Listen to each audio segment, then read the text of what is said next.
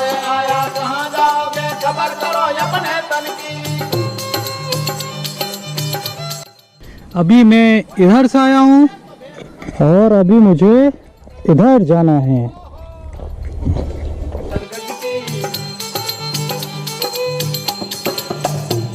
अरे हिंदू मुस्लिम दोनों बुलाने खटपट माया रायत की।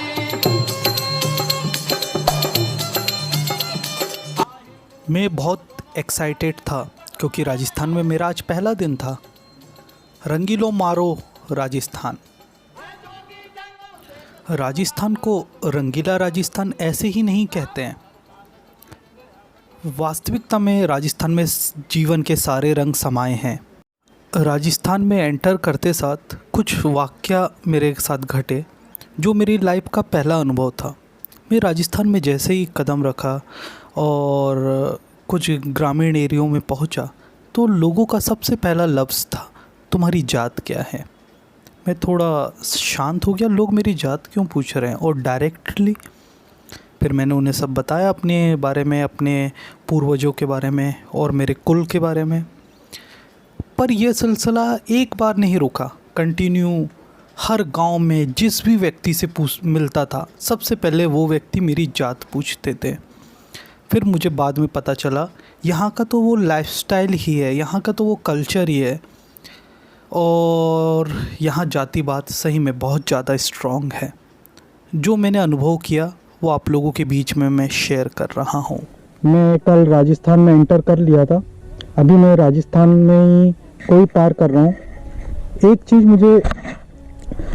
चीज़ मुझे राजस्थान में देखने को और सुनने को सबसे ज़्यादा मिली। जब भी मैं कोई गांव को पार करता हूँ पहले मुझसे पूछते कि आपकी जात कौन सी है। तो इसी बारे में हम भाई साहब से बात करेंगे। भाई साहब, आपका नाम क्या है? सर मेरा नाम रेशमा राम। मैं जाति का मेघवाल हूँ। अच्छा। और मैं चितलवाना तहसील है मेरी। बता सकता हूँ मैं? हम तो देखिए भाई साहब, हम बात ही कर रहे थे, मैंने आपसे पूछा भी नहीं आपकी जात, पर आपने बताया। पर यहाँ पे इस तरह का चलन क्यों है? लोग क्यों पूछते बार बार जात क्या है आपकी, या ऐसा क्यों पूछते हैं? सर ऐसा तो यहाँ पर जातिवाद बहुत ज्यादा चलता है। अच्छा। मान लो अपने जो देश आजाद हुआ था ना, हाँ। उससे पहले से ये मान लो ये प्रक्रिया अभी चल रही है। हम जब जाते हैं किसी के घर तो हमारा बर्तन मान लो का तो साथ में लेना पड़ता है या हमारा बर्तन अलग होता है। अच्छा, मतलब किसी के घर कोई भी ऐसे अनजान व्यक्ति को कोई नहीं बुलाता है, और उनको मान लो खाने के लिए देगा तो उनको पहले जात हमारे पूछनी पड़ती है। अच्छा, मतलब पहले आपको अपनी जात बताओ, फिर यदि आप ब्राह्मण होगे तो हमारे साथ बैठ के खाओगे, नहीं होगे तो आपको हम भैया दूर से बाय बाय या गुड बाय कह देंगे, बस यही।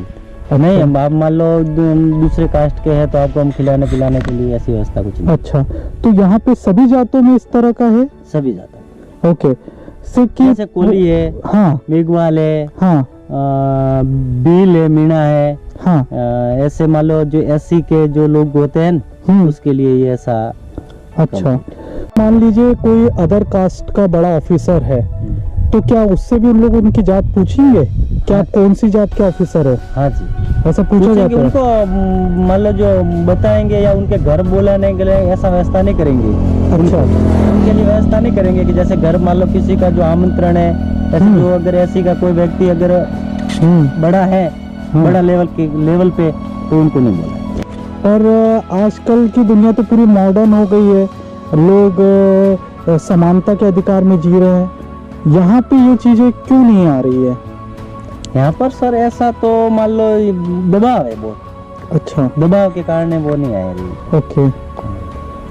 तो यहाँ पे पानी भी पीना होगा तो जात को पूछा जाएगा? हाँ बिल्कुल बिल्कुल, नहीं पीने देंगे, डायरेक्ट पानी नहीं पीने देंगे। मंदिर है तो मंदिर पे मान लो जैसे बड़ा मंदिर है, हाँ, तो जिस तरह से रेगिस्तानी रास्तों को पार करना मेरे लिए बहुत बड़ी चुनौती होता था, उसी तरह से यहाँ के कास्टिज़म और जातिवाद को पार करना मेरे लिए बहुत बड़ी चुनौती थी। यहाँ पे जात के आधार पे लोगों के गांव बसे हुए हैं। मेघवालों के गांव, राजपूतों के गांव, पुरोहितों के गांव, राणाओं के गांव। मैं उन गांव वालों से ही पूछता था कि यहाँ पे इंसानियत से रिलेटेड कोई गांव है क्या, इंसानियत का कोई गांव बसा हुआ है? सभी लोग मौन हो जाते थे। कंटिन्यू लोग मुझसे मेरी जात पूछते थे, रियल बता रहा हूँ, 100 से ज़्यादा बार लोगों ने मुझसे मेरी जात पूछे होंगे। मैं इतना बता बता के तंग आ गया था कि मैंने सोचा अपनी ट्रॉली में ही मेरी जात लिख देता हूँ, इंसानियत। एक 15 साल का बच्चा वो मेरे से पूछ रहा है की जात है। मैंने बोला क्या मेरे लिए लड़की ढूंढना है तुम्हें, क्या मेरे लिए तुम्हें शादी करानी है। तो मैं इस तरह से मजाक में इन बातों को टाल देता था। पर कब तक हम इन गंभीर मुद्दों को मजाक में टालेंगे। ये प्रश्न मेरा नहीं आपका है। अभी मैं ये गांव को पार कर रहा था, इसी खासरी नाम का गांव है।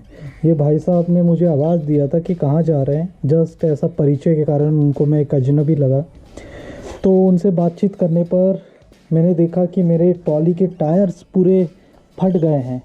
आप देखिए यहाँ से पूरी तरह से फट गए।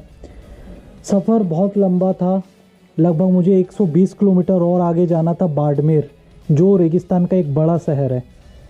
पर मैं रात में परेशान हो जाता, तो इसलिए अभी मैंने अपनी ट्रॉली का पूरा सामान यहाँ निकाल दिया है। ये सामान का, जैसे आपको मैंने पहले भी बता चुका हूँ, टोटल वज़न मेरे पास 150 किलो का है।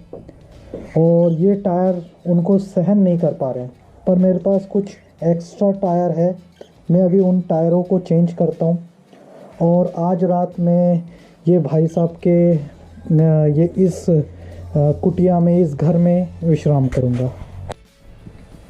थार डेजर्ट की इस जर्नी में मैं बाड़मेर की तरफ जा रहा था, पर मेरी ट्रॉली के टायर ख़राब हो गए थे, जिस कारण मुझे रुकना पड़ा।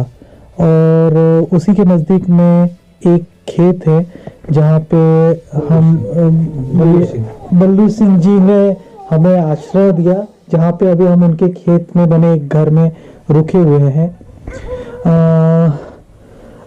आपके ये जो गांव है, इसका नाम क्या है?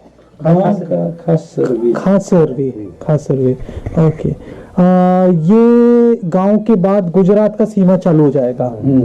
और यहाँ से पाकिस्तान बॉर्डर कितना है? 35 किलोमीटर। ओके, ठीक है। आप लोगों के इधर गांव ग्रामीण लोग खेती पर निर्भर है? खेती पर निर्भर है, कोई नौकरी है, खेती पे, खासकर खेती और पशुपालन। ठीक है। तो आपके यहाँ पे जो खेती मुख्य तौर पे किस चीज की होती है? जीरा, गेहूं। सीजन में जीरा गेहूं होता है। अच्छा, ये वाला जो अभी ठंड के सीजन में जीरा और गेहूं, बाजरे, वर्षाणु में बाजरी, ग्वार। अच्छा, ठीक है। और इसके अलावा आप लोग खेतों की सिंचाई के लिए कुएं क्या ट्यूबवेल?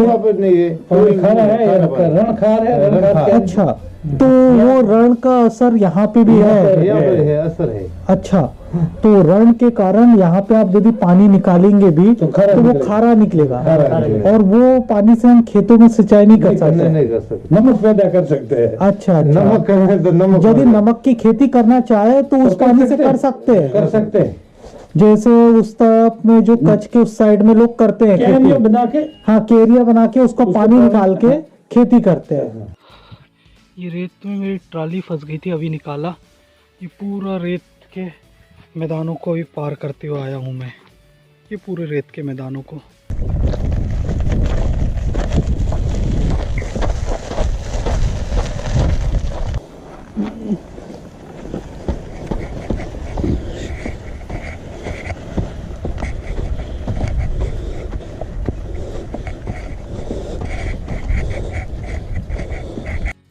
रेगिस्तानों में लोग पानी कैसे सेव करते हैं वो मैं आपको दिखाता हूँ। यहाँ पे बीच में एक टाका बना हुआ है और इसके चारों तरफ ऐसा राउंड डाउन पोर्शन है। तो बारिश जब भी यहाँ होती है तो उसका पानी यहाँ पे आता है डाउन में, और ये होल से टाके में जमा होता है, और ये पानी को लोग पीने में यूज़ कर। Good evening friends, Thar desert on foot की जर्नी में मैं आगे बढ़ रहा हूँ। आज सुबह नमक के रेतीले मैदानों को मैंने पूरा क्रॉस कर लिया था, और एक रेगिस्तान का एक बड़ा शहर जिसका नाम है बाड़मेर, जो यहाँ से करीब लगभग 70 किलोमीटर की दूरी पर है।